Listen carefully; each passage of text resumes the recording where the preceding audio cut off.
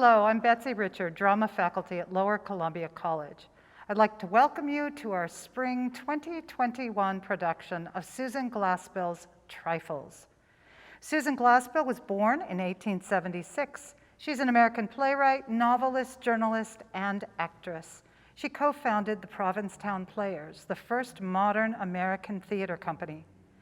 As an early pioneering first-wave feminist, Glaspell's works explore contemporary social issues such as gender, ethics, and dissent, and they feature deeply sympathetic characters.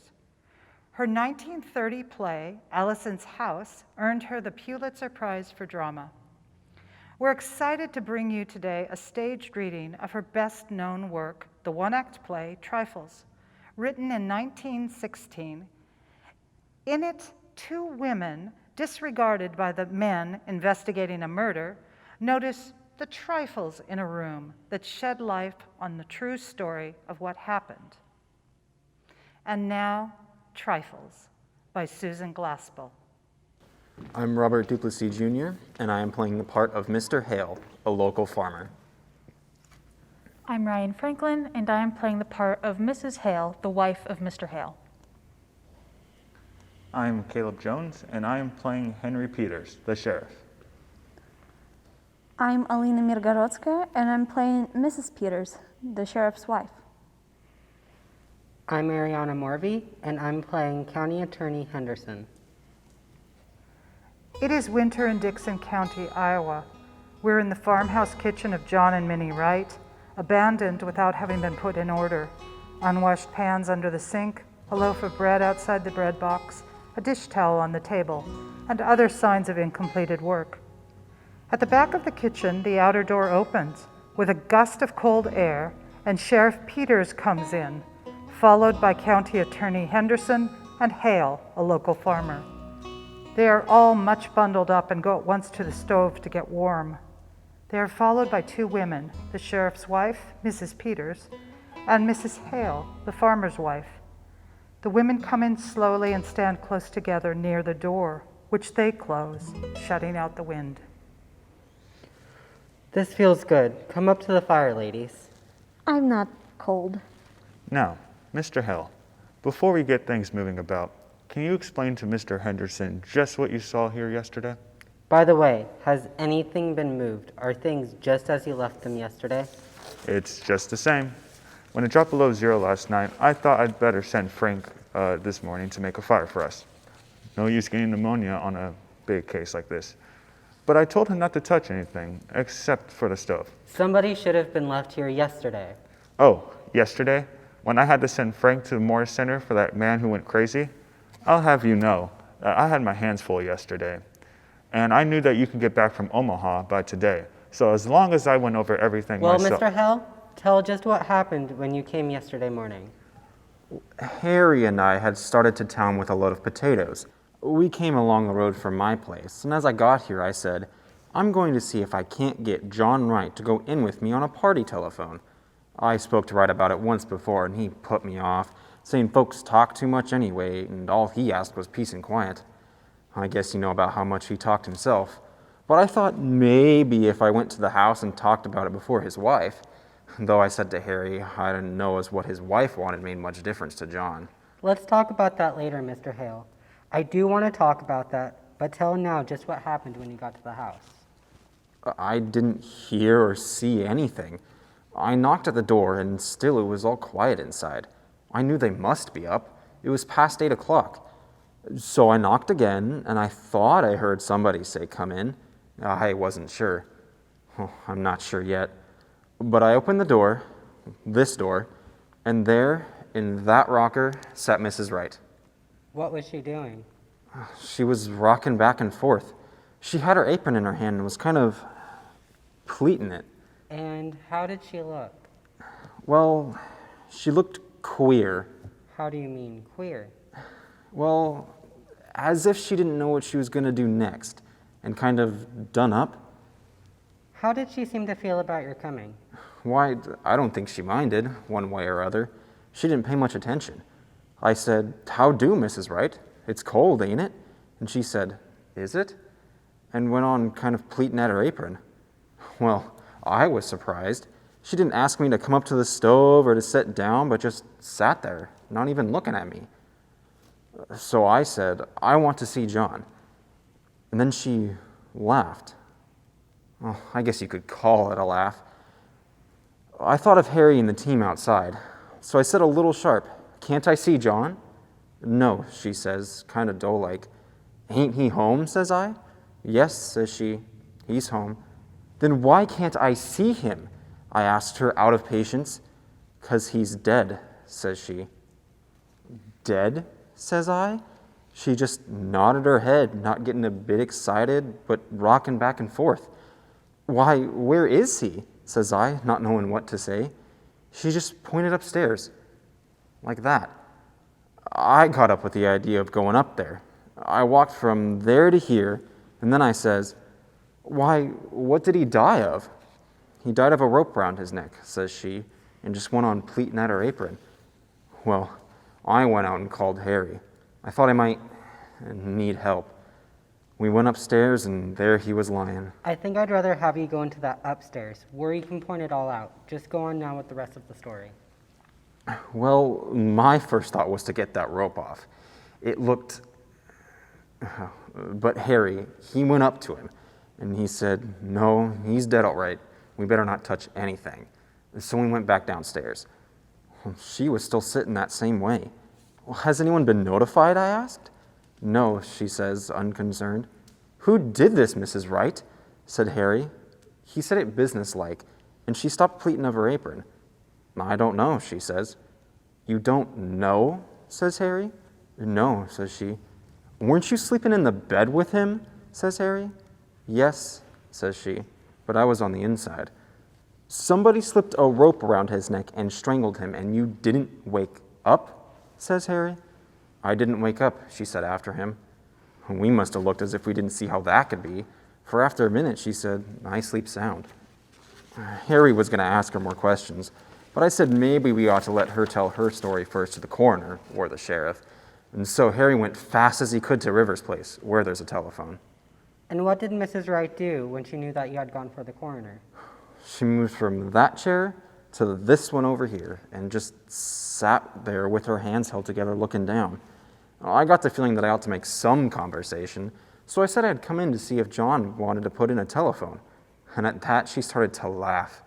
And then she stopped and looked at me, scared. Oh? Oh, I don't know. Maybe it wasn't scared. I wouldn't like to say it was. Well, soon Harry got back, and then Dr. Lloyd came, and you, Sheriff Peters, and so I guess that's all I know that you don't. I guess we'll go upstairs first, and then out to the barn and around there. You're convinced that there was nothing important here? Nothing that would point to any motive? Nothing here but kitchen things. Here's a nice mess. Oh, her fruit. It did freeze. She was worried about that when it turned so cold. She said the fire'd go out and all her jars would break. Well, can you beat the woman? Held for murder and worrying about her preserves? I guess before we're through, she may have something more serious than preserves to worry about. Well, women are used to worrying over trifles. And yet, for all their worries, what would we do without the ladies? Dirty towels, not much of a housekeeper, would you say, ladies? There's a great deal of work to be done on the farm. To be sure, and yet, I know there are some Dixon County farmhouses which do not have such roller towels. Well, those towels get dirty awful quick. Men's hands aren't always as clean as they might be. Ah, loyal to your sex, I see. But you and Mrs. Wright were neighbors. I suppose you were friends too? I've not seen much of her of late years. I've not been in this house. It's more than a year. And why was that? You didn't like her? Oh, I liked her all well enough. Farmers' wives have their hands full, Mr. Henderson. And then, Yes. it never seemed a very cheerful place. No, it's not cheerful. I shouldn't say she had the homemaking instinct. Well, I don't know as John Wright had either. You mean that they didn't get on very well? Oh, I don't mean anything. But I don't think a place would be any cheerfuler for John Wright's being in it. I'd like to talk more of that a little later. I want to get the lay of the things upstairs now.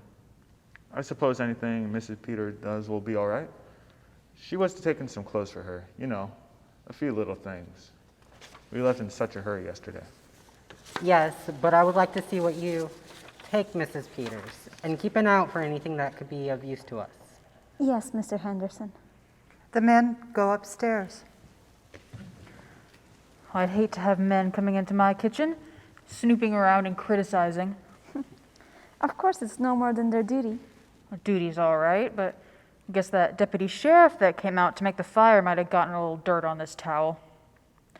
Wish I'd thought of that sooner. It seems mean to talk about her for not having things slicked up when she had to come away in such a hurry. She had bread set out.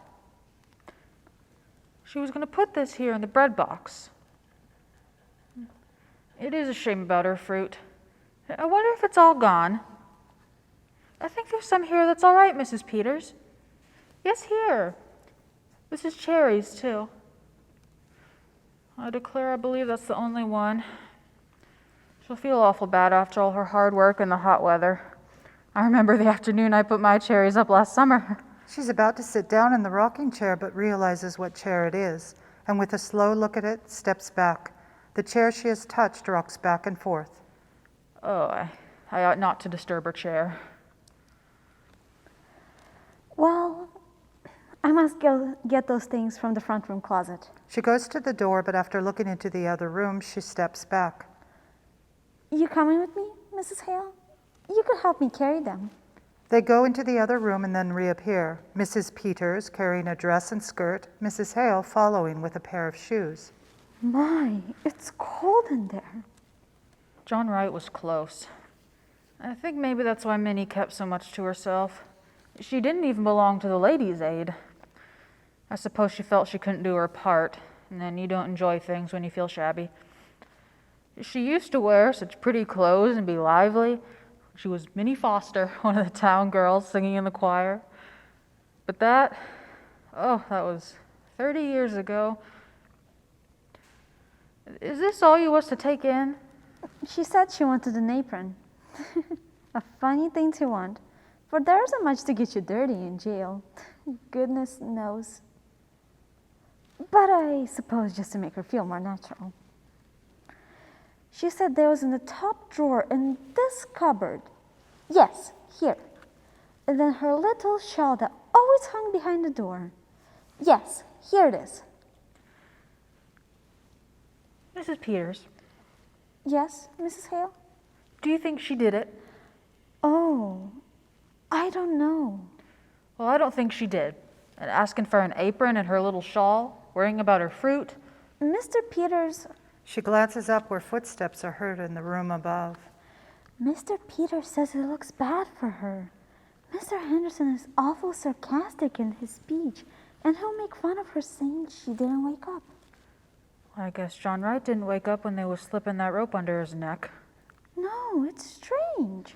It must have been done awful crafty and still. They say it was such a funny way to kill a man, rigging it all up like that. That's just what Mr. Hale said. He said there was a gun in the house. That's what he just can't understand. Mr. Henderson said coming out that what was needed for the case was a motive, something to show anger or sudden feeling. Well, I don't see any signs of anger around here. The table's only wiped to here. I wonder how they're finding things upstairs. I hope she had it a little more read up there. You know, it seems kind of sneaking, locking her up in town and coming out here and trying to get her own house to turn against her. But Mrs. Hale, the law is the law. I suppose it is. Better loosen up your things, Mrs. Peters, or you won't feel them when you go out. Mrs. Peters puts down her muff and stands looking at the underpart of a small corner table. She brings out a large sewing basket, and they look at the bright pieces. Look, here's her sewing basket. She was piecing a quilt. It's a log cabin pattern. It's pretty, isn't it? I wonder if she was going to quilt it or just knot it. Footsteps have been heard coming down the stairs. The men enter. They wonder if she was going to quilt it or knot it. Frank's fire didn't do much up there, did it? Well, let's go out to the barn and get that cleared up. The men go outside. Well, I don't know if there's anything so strange. Taking up our time with the little things while we're waiting for them to get the evidence. I don't see as it's anything to laugh about. Of course, they got awful important things on their minds. Mrs. Peters, look at this piece. Here, this is the one she was working on, and look at the sewing. All the rest of it has been done so nice and even, and look at this. It's all over the place. Why, it looks as if she didn't know what she was about. They look at each other and then glance back at the door. After an instant, Mrs. Hale pulls at a knot and rips at the sewing. Oh, what are you doing, Mrs. Hale? Just pulling out a stitch or two that's not sewed very good. That sewing always made me fidgety. I don't think we ought to touch things. I'll just finish up this end. Mrs. Peters, Yes, Mrs. Hale? what do you suppose she was so nervous about? Oh, I don't know. I don't know if she was nervous. I sometimes feel awful queer when I'm just tired. Mrs. Hale starts to say something, looks at Mrs. Peters, and then goes on sewing. Well, I must get these clothes and things wrapped up. The men may be through sooner than we think. I wonder where I can find a piece of paper and a string. That cupboard, maybe? Why? Here's a bird cage. Did she have a bird, Mrs. Hale? Why, I don't know whether she did or not. I've not been here for so long. There was a man round last year selling canaries cheap, but I don't know as if she took one. But maybe she did. She used to sing real pretty herself. Seems funny to think of a bird here, but she must have had one. Or why would she have a cage? I wonder what happened to it. I suppose maybe the cat got it.